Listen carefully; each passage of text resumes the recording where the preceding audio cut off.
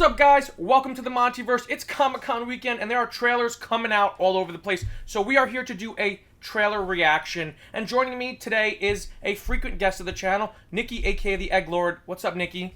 Not too much. Like you said, it's Comic-Con weekend, so there's a ton of stuff that'll be coming out for us to talk about. Yeah, and this is the trailer to the sequel of one of my favorite DC films, Shazam. This is Shazam! Fear of the Gods. Nicki, are you excited to watch this trailer? I'm excited. I really enjoyed the first one. I'm not as high on it as I think you are, but I'm really looking forward to the sequel and seeing what we'll get from it. Yeah, absolutely. So let's just jump right into this trailer, and then we'll give you guys our thoughts and kind of break it down afterwards. So let's check this out.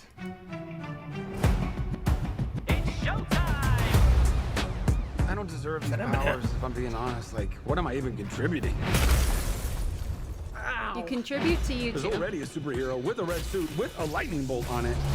Aquaman Wow. is literally huge. Where's that and movie? So manly. And Batman is so cool. And I'm just me.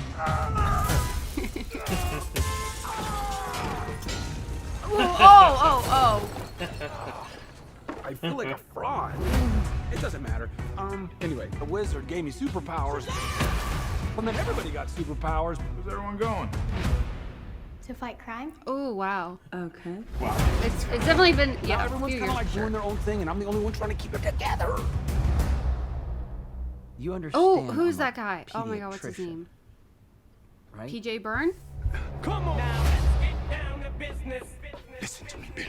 The fate of your world depends on it. What is this? The daughters of Atlas are coming for you.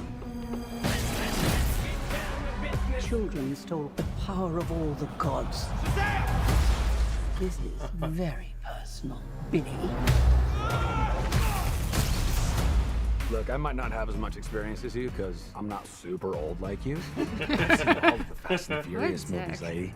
It's Oh, all okay. about Oh. family. Guys, that was a signal. Introducing the star of our show. His name is Shazam! Oh, I love that. Oh, that's awesome. That's great. Your world will not survive this. I don't know how we fight powers like this. You think I know how to fix Rachel. this, dude, but I really don't. Billy, everyone can be worthy. Let's give it a Okay, so chance. they find out. Yeah. Go fight for your family. Go fight for the world.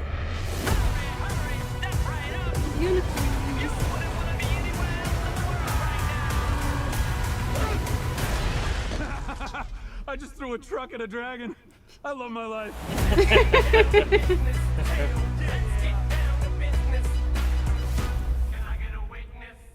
All right, so there was actually a lot in that trailer. Like there was a ton of things in that trailer to kind of go over.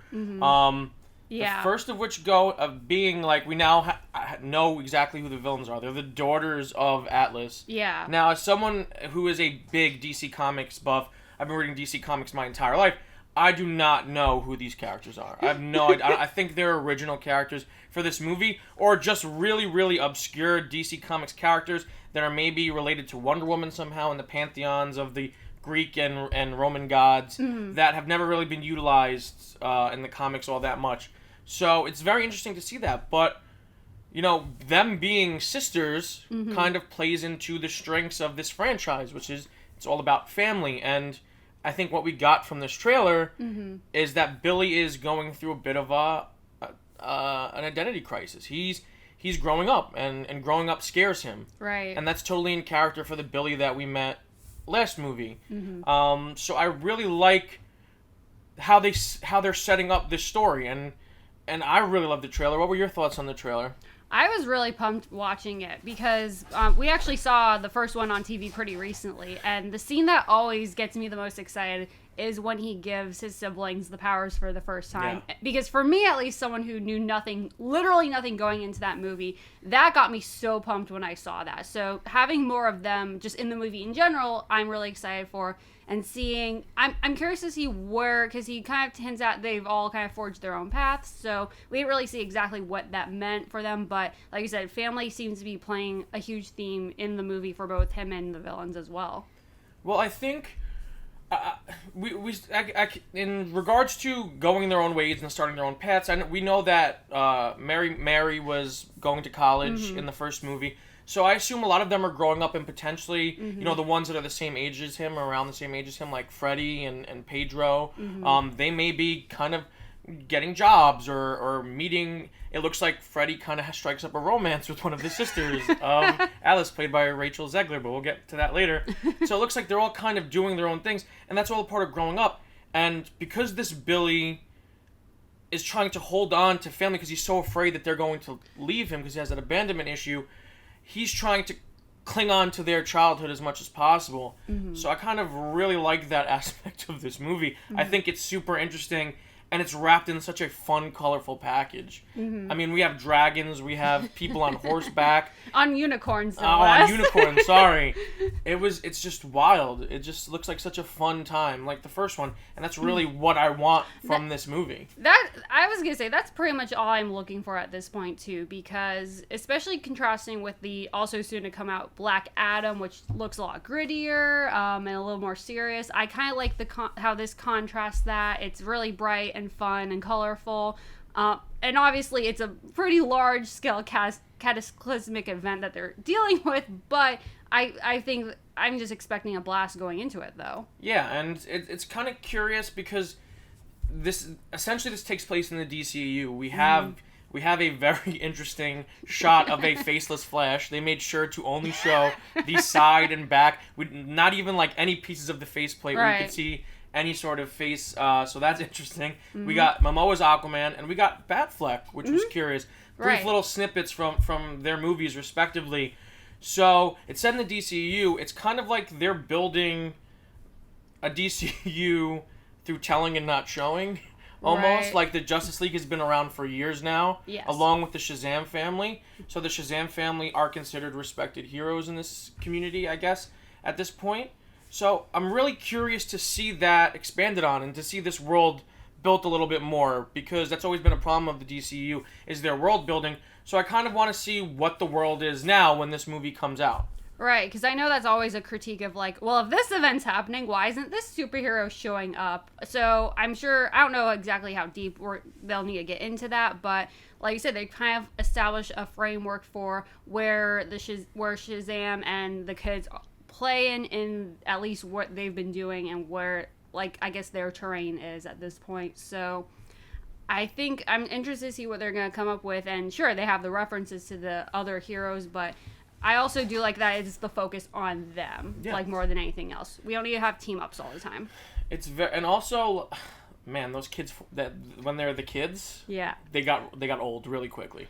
They better crank out Shazam 3 as fast as possible, because they're all going to be adults by the time Shazam 3 comes out. Right, because I didn't even think about that with the first one. Knowing that this was the sequel was eventually going to happen, but because that was something I know that people talk about too, is Michelle Borth is no longer the older version of Mary. We just only have Grace Fulton, so it completely makes sense now.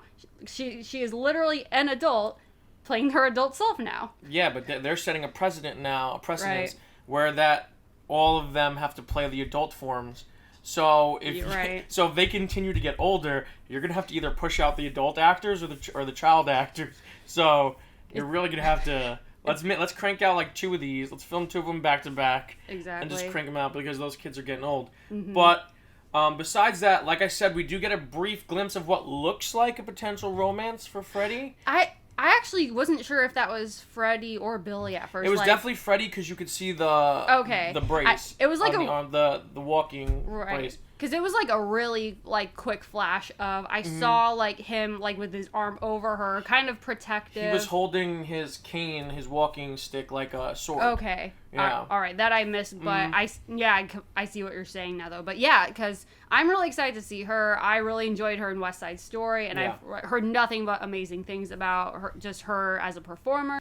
But yeah, so I'm really excited to see Rachel Zegler, and we also got good looks at Lucy Liu and Helen Mirren as the Daughters of Atlas, as you were talking about earlier. And I think all 3 of them are going to be sisters. I think they're going to be sisters. So it's interesting. Like I said, this is a franchise about family. And even though we got that tease at the end of the first movie about Mr. Mind, and I'm still really excited to see that Mr. Mind, Dr. Savannah team up that we were promised at the end of the first movie, I kind of like this better. Yeah. Because that's what the strength of this franchise is. That's why I love the first movie so much.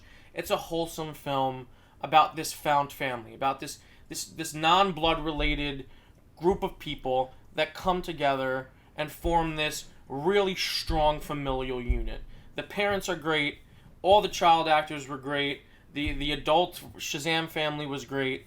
And I just really love this franchise. So I'm excited to see more of these characters.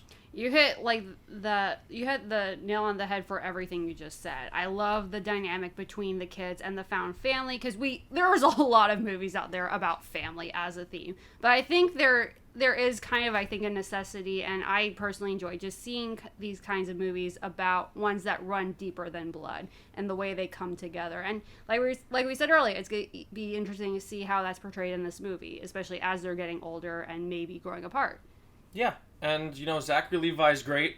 I love seeing him back as Shazam, and I like seeing him get work because I've really loved him since he was on Chuck, and I love him as an actor. So good seeing Zachary Levi in a big film like this. And from Tangled. Yeah, he's also in Tangled. Yeah, correct. But there's not really anything else lore-wise that stood out to me in the trailer that I could really glimpse and kind of tell you anything about. We covered the Daughters of Atlas. We covered the kind of references to the DCU as a whole, including Batfleck, which is interesting. I'm curious to see how they do that. But besides that, yeah, we're just really excited to see this movie. It's probably my most anticipated DC movie at the moment. I 100% agree. There's a lot that I'm very curious to see, but this one I'm legitimately pumped to see and looking forward to. All right, guys, I think that's going to do it for us. Nicki, where can the people find you? You guys can find me on social media at Twitter and Instagram at Egglord Nicki. And you guys can find me right here on the MontyVerse. And you can find me on socials at the MontyVerse everywhere. And stick around on the channel, guys, because we have a ton of videos coming out this weekend in honor of Comic-Con. So if you're new to the channel, make sure to subscribe and hit the notification bell to stay up to date on all those videos. Give this video a huge like and comment down below what were your thoughts on the Shazam trailer and what are you most excited to see about the movie, which will be releasing December 21st, 2022. So until next time, guys, stay versed.